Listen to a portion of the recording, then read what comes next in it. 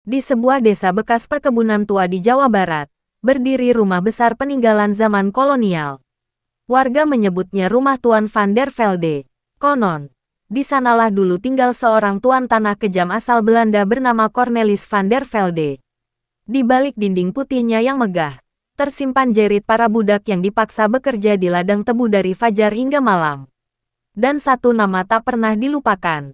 Jaya, budak yang membangkang. Jaya adalah pemuda desa yang tubuhnya kurus tapi tatapannya keras. Ia tak pernah tunduk sepenuhnya pada cambuk mandor.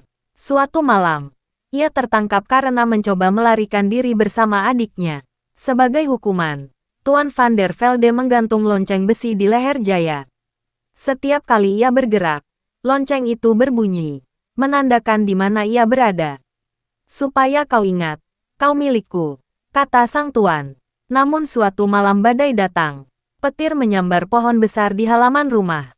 Dalam kekacauan itu, Jaya menghilang. Yang tersisa hanya lonceng besi, berlumur darah.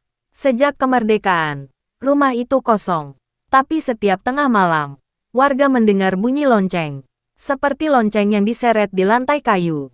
Beberapa orang yang nekat masuk mengaku melihat bayangan pria kurus dengan rantai di lehernya. Matanya kosong. Kulitnya pucat kebiruan. Namun yang paling mengerikan adalah suara berbahasa Belanda dari dalam rumah. Seperti seseorang memerintah dalam kemarahan. Padahal tak ada siapapun di sana. Suatu hari, Arman, seorang mahasiswa sejarah, datang untuk meneliti arsip kolonial.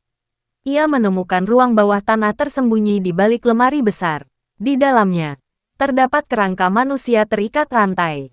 Di lehernya masih tergantung lonceng besi berkarat. Saat Arman menyentuhnya, terdengar bisikan, "Bebaskan aku." Tiba-tiba lampu padam dan pintu ruang bawah tanah terkunci sendiri. Dan dari atas rumah, terdengar langkah berat sepatu kulit, seperti seseorang turun perlahan dari tangga kayu.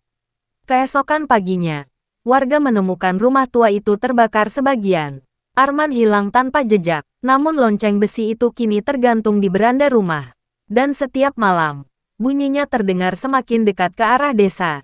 Konon, arwah Jaya tak hanya ingin bebas. Ia ingin semua tuannya ikut merasakan rantai yang sama.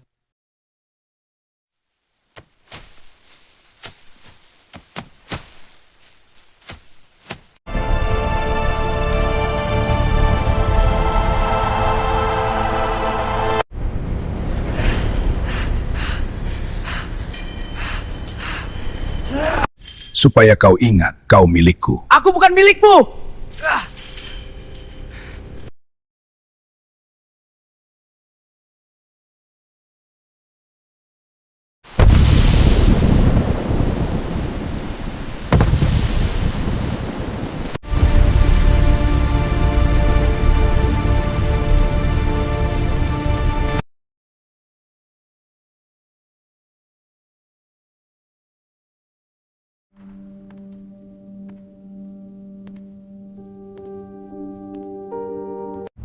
Bebaskan aku.